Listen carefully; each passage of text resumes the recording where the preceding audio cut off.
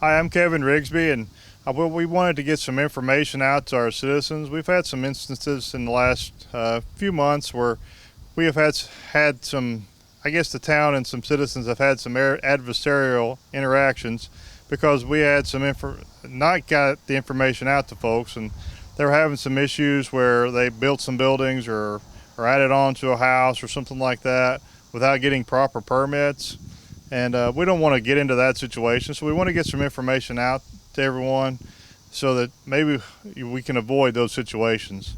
And what I want to talk about, we're going to talk about several of these things and do several of these information videos out.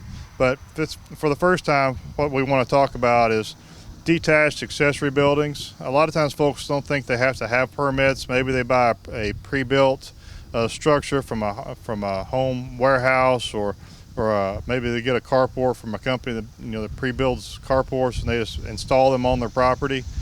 If that structure is over 100 square feet, it does require a building permit, even if there's not any actual building being done on your property. Those structures are required to be at least 8 feet off your side and rear property lines, and they have to be behind the house.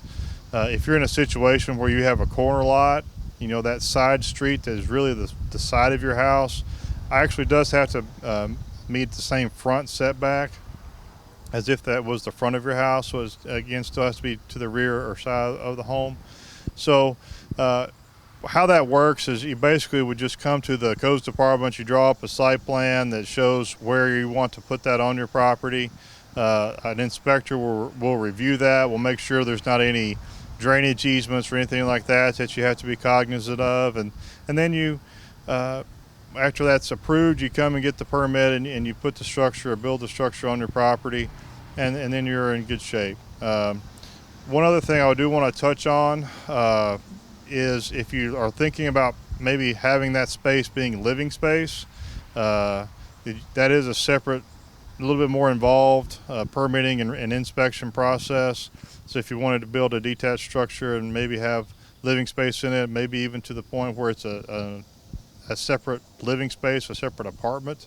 Again, that does require some additional things to think about, as well as some additional costs, because that does, as a separate residence, it does get into other impact fees and development taxes to the county and different things like that you need to think about. So we want to be sure people are aware of those things before they go in and make the investment of building that structure.